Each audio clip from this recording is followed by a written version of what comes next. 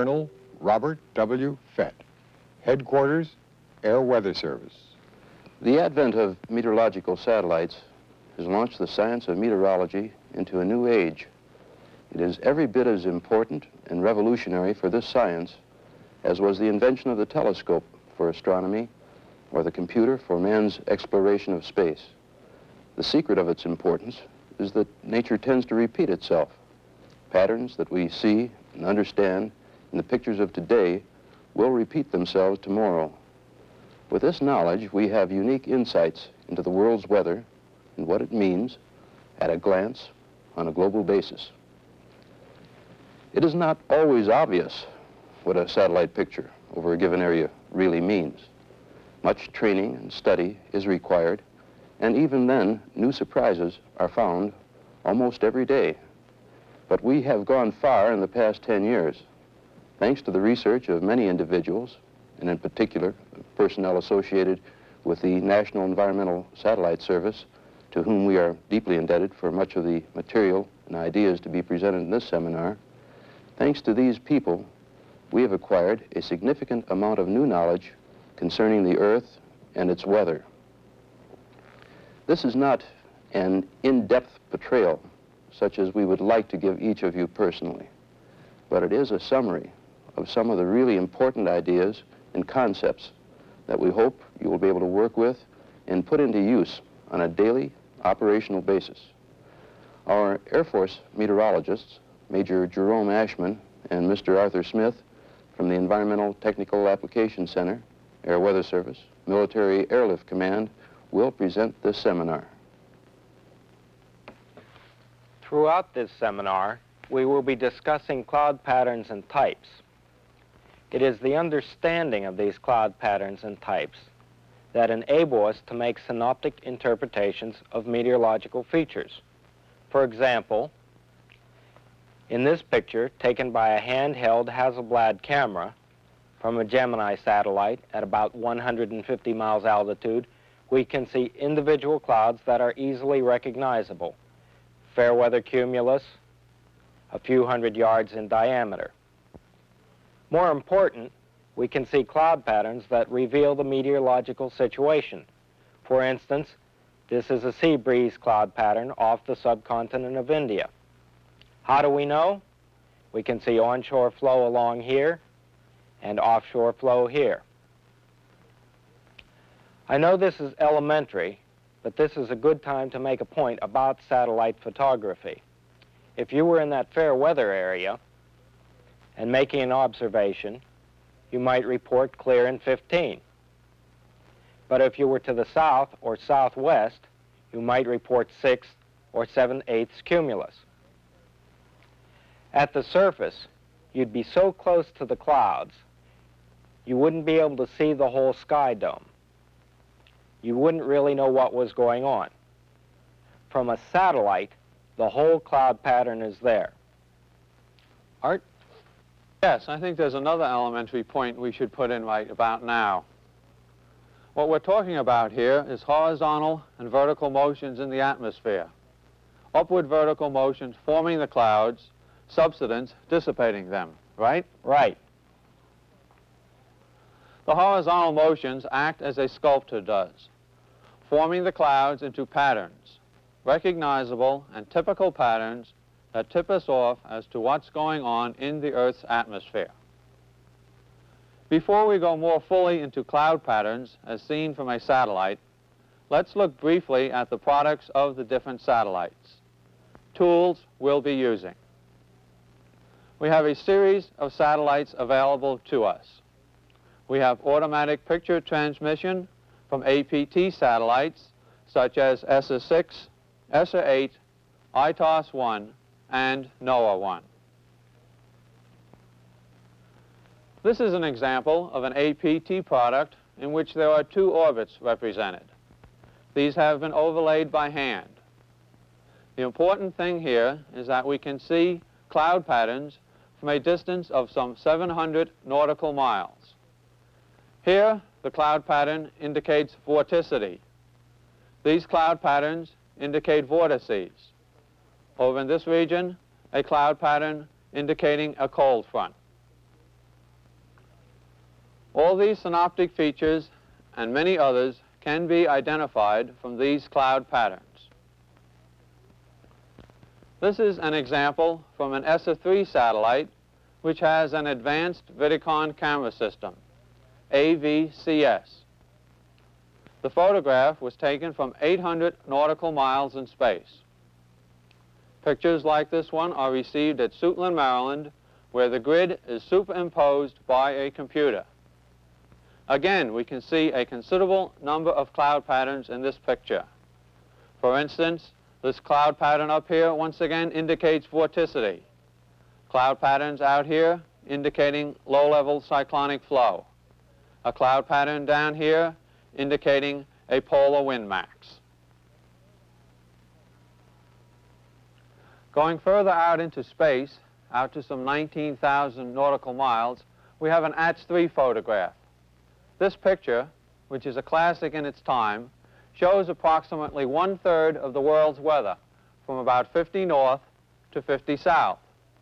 Some of the more prominent land masses on this one photograph is the entire continent of South America, a portion of Africa, Central America, located beneath these clouds here.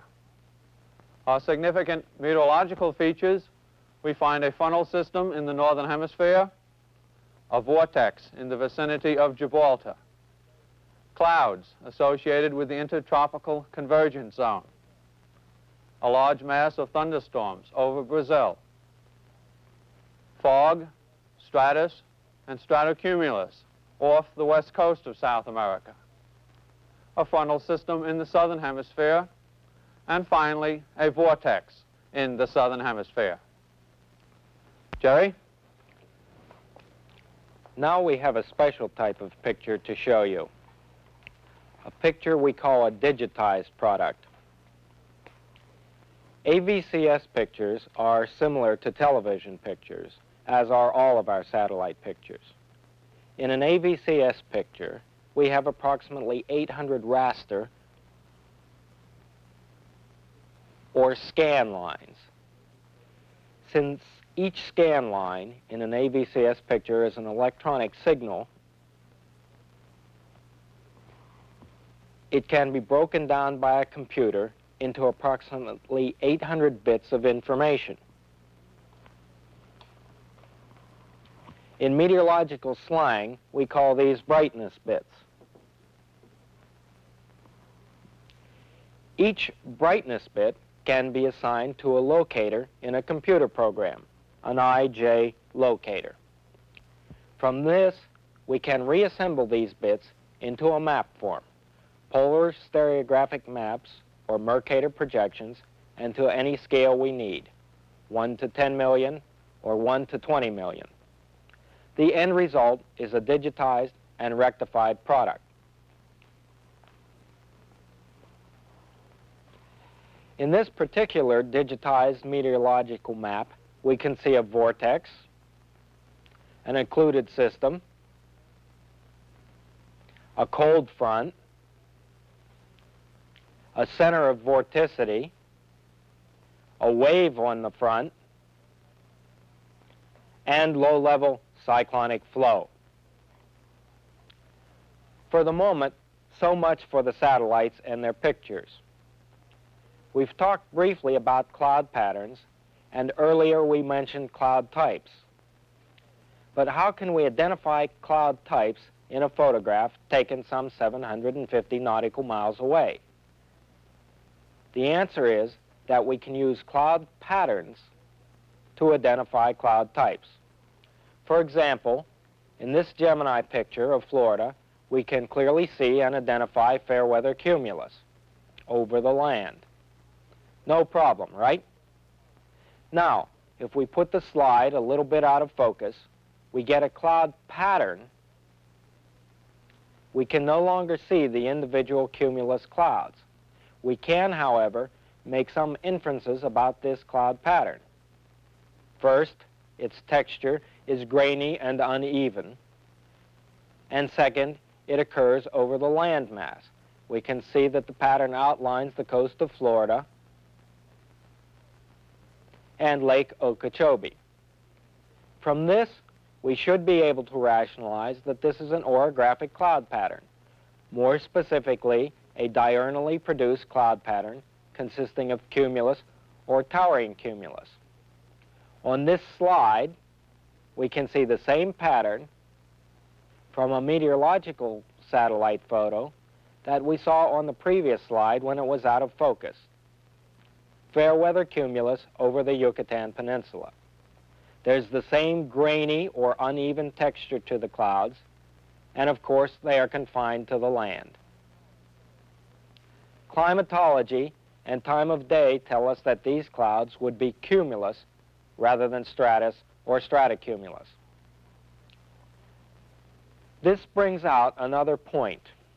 When we look at satellite pictures to interpret cloud patterns, we must use all of our meteorological skills: surface charts, upper air charts, continuity, time of day, climatology, and any other meteorological facts that come to hand. In other words, the satellite itself is a tool to be used along with our other meteorological tools. For example, here's another picture of a grainy cloud pattern. If you didn't use all your meteorological know-how, you might say that this was snow cover because of the river line. But when you consider the location near the equator at 20 degrees east, you know that you're looking at the Congo River Valley.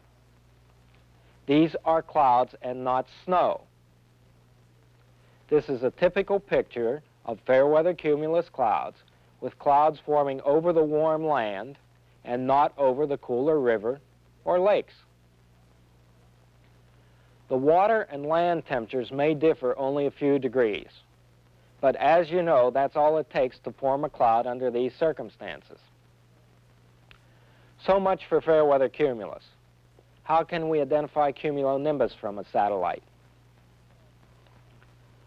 This well-formed cloud is an individual cumulonimbus cell, about 40 miles in diameter. The picture was taken from Apollo 9 over Colombia, South America. You can visualize the upward vertical motion forming the cloud, and you can see the subsidence along the edge of the cell. There are two particular details to remember about this remarkable picture. One, it has a sharp edge where the subsidence is most apparent, and two, a fuzzy edge where the anvil cirrus is advected downstream and obscures the sharp edge of the cell. In this satellite picture, we have the same type of cloud. Notice the sharp edge and the fuzzy edge. These are the identifying characteristics of a cumulonimbus type of cloud on a satellite picture. Before we go to the next satellite picture, we want to make a particularly important point. It's a rule of thumb we all know, but it's a rule we must be constantly aware of. Identify the cloud level. How can we do this using satellite photography? Can we do this in satellite photography using cumulonimbus? The answer is yes. Here's an example. Look at this cloud pattern east of Florida. Find the cumulonimbus clouds by identifying those clouds with a sharp edge and a fuzzy edge. The winds east of Florida at the cirrus level are obviously from the northwest. But here we have a line of ropey cumulus which is related to low-level wind flow. In other words, at this location we have low-level cyclonic flow and high-level anticyclonic flow.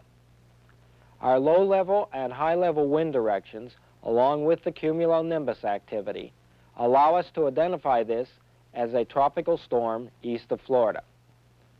Cumulonimbus cloud patterns give themselves away by having a sharp edge and a fuzzy edge. And among other things, they allow us to determine wind flow at the cirrus level. Incidentally, this particular slide is from an infrared satellite display. We want to take a good look at open and closed cellular patterns. Open and closed convective cellular patterns were first described in the 19th century by Baynard, a French scientist, under laboratory research conditions. Satellite photographs provide evidence of these patterns existing in our atmosphere. Mr. Smith can tell us some of the many uses we can make of these cloud patterns. Art? Let's begin with the open cellular cloud pattern. When you see an open cellular cloud pattern, you're looking at cumulus clouds, towering cumulus, and occasionally cumulonimbus. Open cellular cloud patterns have cloudy walls and clear centers. They are associated with cyclonic flow and with cooler air over a warmer water source, usually the ocean. But they may be seen over land as well. They are most commonly seen in the cold air advection behind a polar front, but they may also occur in lower latitudes. Here is an example of an open cellular cloud pattern over both the land and water. Here we have open cells over northern Europe. Here we have open cells forming over the North Sea. This is a closed cellular cloud pattern. When we identify this pattern, we are looking at stratocumulus clouds. Compare the stratocumulus clouds in this region to the cumulonimbus clouds in this region. The cumulonimbus clouds have sharp and fuzzy edges, with the stratocumulus clouds no sharp and fuzzy edges. Closed cellular cloud patterns have clear walls and cloudy centers, and they are an excellent indication of anticyclonic wind flow. Both open and closed patterns are created by heating from below, but the air-sea temperature differential is not as great in closed cellular clouds. We want to emphasize that the open cellular cloud pattern is a good indicator of cyclonic flow, and the closed cellular cloud pattern is a good indicator of anticyclonic flow.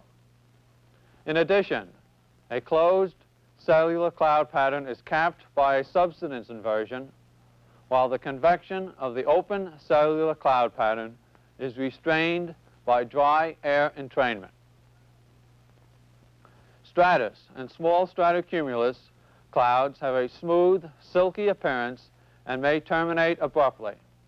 For example, this is stratus and/or stratocumulus off the coast of California, silky in appearance but terminating abruptly at the mountains.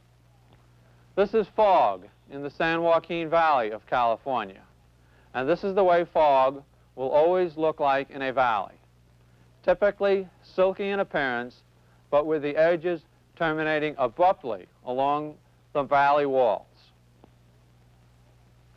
Up to this point, we've been talking about low-level clouds and vertically developed clouds. Now, let's discuss middle clouds. We do not identify middle clouds from satellite photographs as frequently as we do low and high-level clouds. Middle clouds usually occur with large-scale synoptic systems, such as fronts and vortices. Here we have middle clouds associated with an occluded front. The key to the identification of middle clouds is being able to identify the synoptic situation. This is a funnel band. Only part of it is topped by cirrus. Where it is topped by cirrus, it has that silky, tenuous appearance. Where it is not topped by cirrus, we see highlights and shadows in the middle clouds. Now let's look at the effect of lower clouds under a cover of cirrus. Where there are clouds beneath the cirrus, the silky pattern is bright and has a high albedo. Where there are no clouds beneath the cirrus has a grayer appearance, giving the impression of being semi-transparent. Jerry? We have up to now briefly reviewed types of clouds: stratiform, cumuliform, and cirriform. We've emphasized the importance of identifying cloud level by recognition of cloud types, and we have touched upon identifying wind flow at these cloud levels. Now we want to point out some additional features that are frequently seen in satellite meteorological photographs.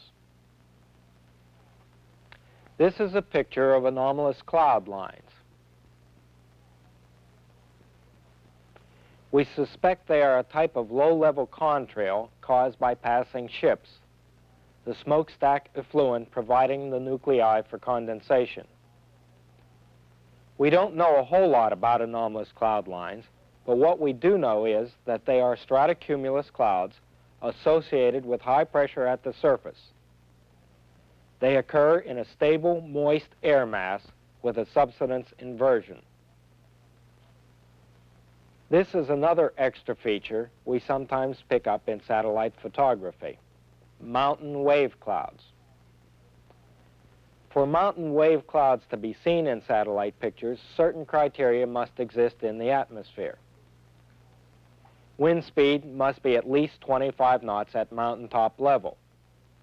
Winds must be nearly perpendicular to the mountain ridge lines. The atmosphere must be dynamically stable, and wind speed must increase with height.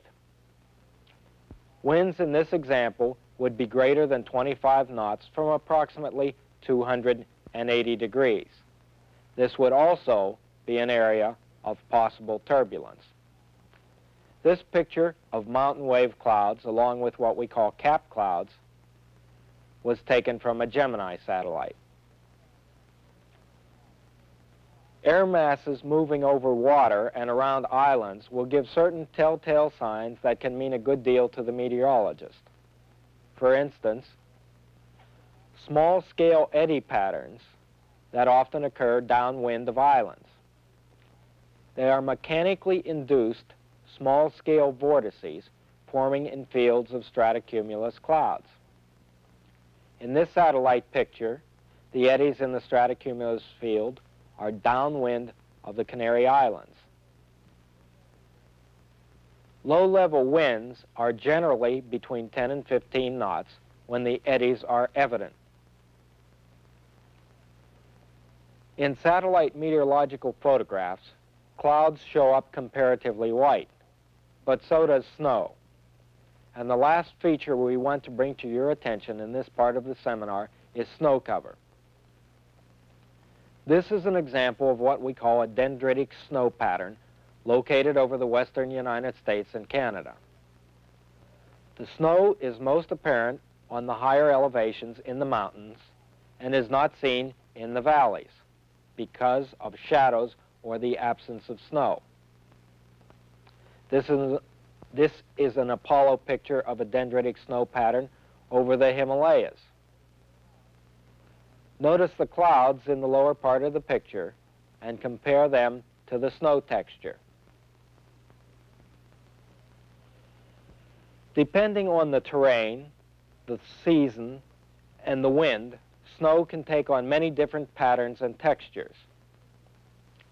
In this picture, the snow lies thickly on the ice pack of Hudson Bay. From point B northward, we have a picture of snow cover on tundra. From point B southward to Lake Winnipeg at point F, we have the mottled pattern of snow over scrub vegetation and farmland. At points C, D, and E, the snow has been blown from the trees in a pine forest, the trees giving a darker appearance than the snow-covered lower terrain. Art, have we covered everything on snow cover? I think one other important point is the use of continuity as a helpful tool in differentiating between snow cover and cloud cover. For instance, if you look at the same area for 2 or 3 days in a row, you'll notice that the cloud patterns will tend to change from day to day, whereas your basic snow field will remain relatively constant throughout the entire period. Yeah, that is a good point. continuity is a helpful tool in identifying snow. Clouds seldom retain the same shape or location for more than a few hours, whereas non-changing patterns are indicative of snow cover. Rivers, lakes, and mountains can often be identified in a snowfield, while a cloud shield over snow usually obscures these landmarks. In this seminar, we have briefly reviewed cloud patterns and cloud types. The synoptic application of these cloud patterns is pretty much what satellite meteorology is all about, but that's another story. As meteorologists, it is your responsibility to be able to identify cloud patterns and cloud types, and to be able to interpret their forms in terms of atmospheric movement. The better you understand cloud patterns, the more accurately you'll be able to integrate satellite data with other meteorological information to produce improved analyses and forecasts.